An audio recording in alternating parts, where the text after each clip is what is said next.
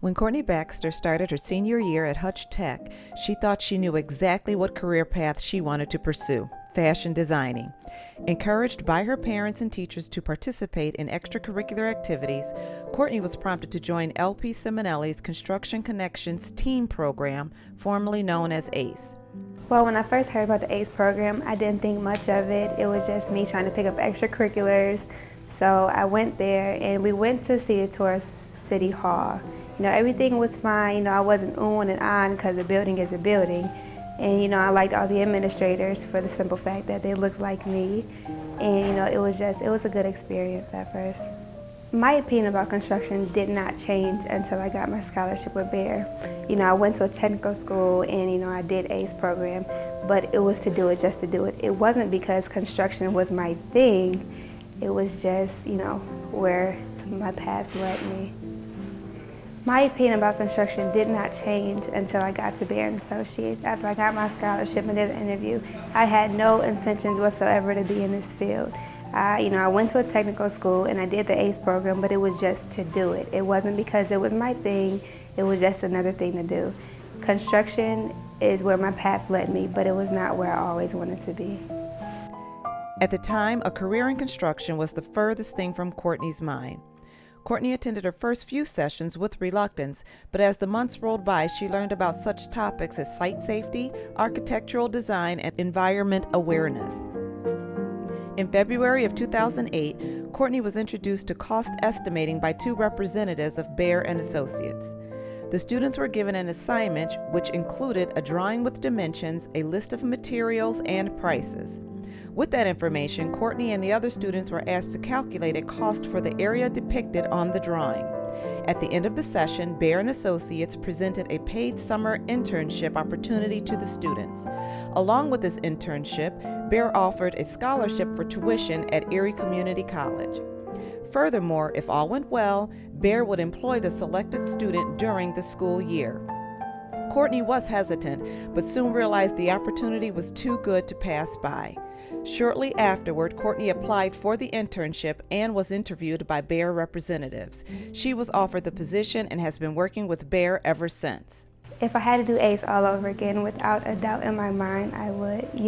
If I didn't do it, I would probably have taken a year after high school and just kind of got my life together to see what I really wanted to do. But now, with the ACE program, I have the opportunity and I'm going towards a career instead of just finding a job or trying to figure my way out.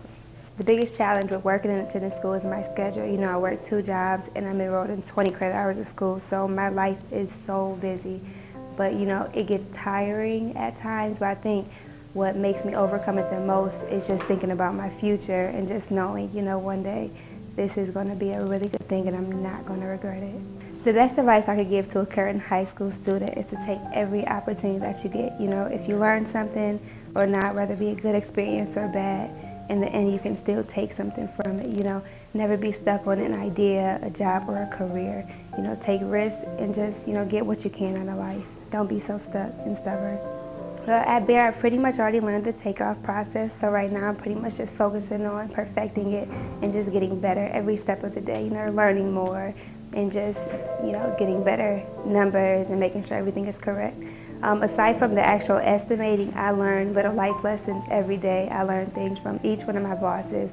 They're all really good men, and everything, they just pass down their wisdom. When asked what noteworthy lessons Courtney has taken from participating in LPCiminelli's Construction Connections program, she replied, "Never take an opportunity for granted." Courtney thoroughly enjoys her work at Bayer, as well as the respect she has gained from her friends and family.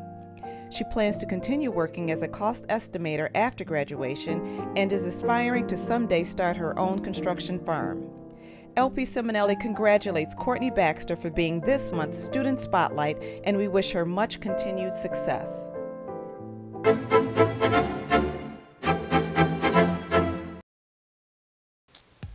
Okay, welcome back, and we are now in a new segment of our show. This is our question and answer segment, whereas you, the viewer, and the community ask us a question, and right now I will answer it.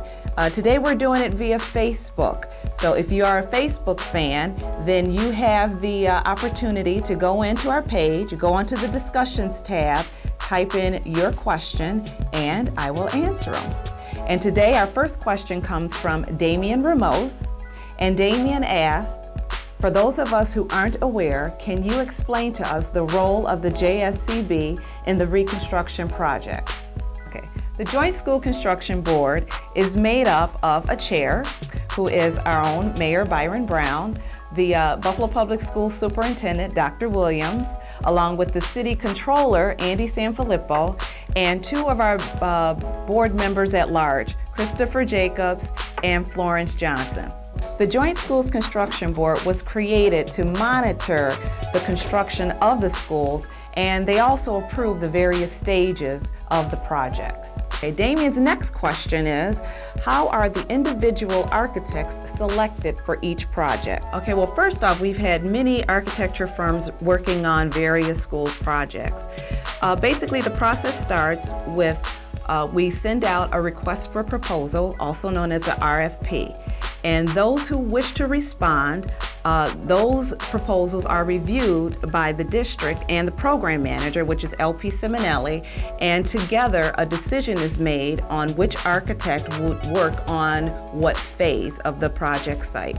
And our last question, again from Damian Ramos, is what are some of the green aspects that the schools are implementing into the construction? Basically, our project sites use environmentally responsible materials or products, such as the different carpeting, the different flooring, VLC painting. Each site tries to reuse as much products as we can. For instance, at South Park High School, some of the outside bricks and precast was refurbished and used as decor just outside the entranceway of the gymnasium. Also, there was a copper trim on top of the roof that was reused in that same corridor. Well, that concludes our question and answer segment. I'd like to again thank Damian Ramos for sending in your questions. We greatly appreciate it. And don't forget, anybody can send in questions. If you have any type of questions about the project overall, or even if you want to see something different on the show, please just send me your questions and I promise we'll answer them. Go to facebook.com, look for LPCiminelli's Making It Happen, become a fan, and then go to our page and go to the discussions tab and list your question there. So again, thanks so much. Oh, and also we have a new number that you can call and leave a question there also. So thanks again, and we'll be right back.